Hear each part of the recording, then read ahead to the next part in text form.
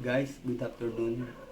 Bali meron akong ituturo sa inyo na kung meron kayong mga Bluetooth speaker na hindi na ginagamit, na pwede natin gamitin sa mga karaoke or sa mga amplifier na walang Bluetooth, na pwede nating i-convert para kung sakaling hindi na tayo gagamit ng jack. Ito guys, yun. Bali, lalagyan ko muna ng battery kasi wala siyang battery, at nilagyan ko na rin siya ng ng output speaker papunta doon sa input na gagamitin natin walang Bluetooth doon sa karaoke. Ito guys yung battery. Ididikit ko muna para matesting natin kung gagana siya.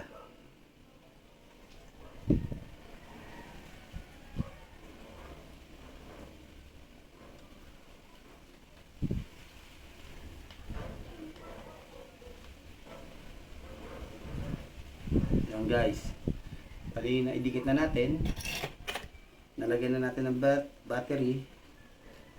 I-testing natin kung gagana siya doon sa amplifier na gagamitin nating pang tugtog dito sa ginawa nating Bluetooth. Ito yung guys, yung niya, yung gagamitin natin dito para sa Bluetooth niya. Bali yan yung guys, gagamitin natin. Bali, iti-testing natin dito. Ito yung auxiliary para sa input na gagamitin natin para dito sa ginawa nating kukonek natin dito para matesting natin kung gagana siya, para magkaroon ng Bluetooth yung ating karaoke na luma. Kasi yung mga bagong labas may mga Bluetooth na eh.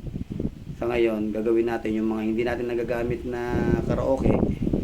Ito na yung guys, para kung meron kayong mga nakatagong Bluetooth, magagamit nyo na siya para doon sa walang Bluetooth na karaoke. Testing na natin guys. So guys, ipapatutugin na natin yung ating cellphone connected sa Bluetooth na ikinabit natin sa karaoke. Guys,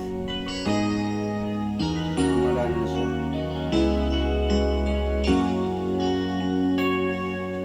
One-sided love broke the seesaw down, and I took it rough when I hit the ground.